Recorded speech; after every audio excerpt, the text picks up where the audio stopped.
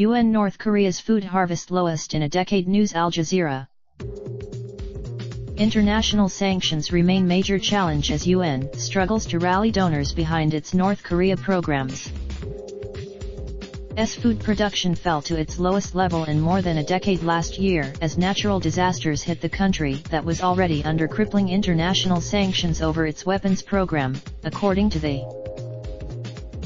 the country has, for decades, been grappling with chronic food shortages in the face of a dysfunctional state ration system and international sanctions imposed over its nuclear and missile programs. Last year, Pyongyang called for an all.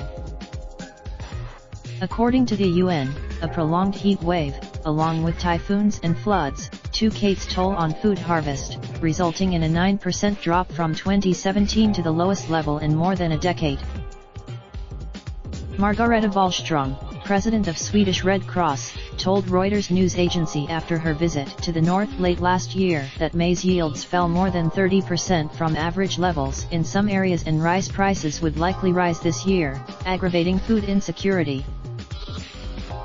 That has resulted in a significant in a summit bringing together its leaders, North Korea and the were hoping to sign an agreement that sees Pyongyang work towards denuclearization in exchange for economic relief. However, the summit in Vietnam between President and Kim Jong-un was after both sides appeared to disagree on the lifting of the sanctions. The UN has been struggling to rally donors behind its North Korea programs and set its 2018 needs. Mishra cited international sanctions as major challenges which have caused delays in aid deliveries, forcing other relief groups to scale back their operations in the north. Without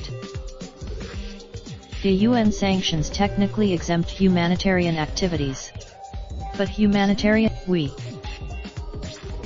Philadelphia-based group, which joined the meeting with U.S. officials, pointed to the current rules limiting shipments to twice a year as not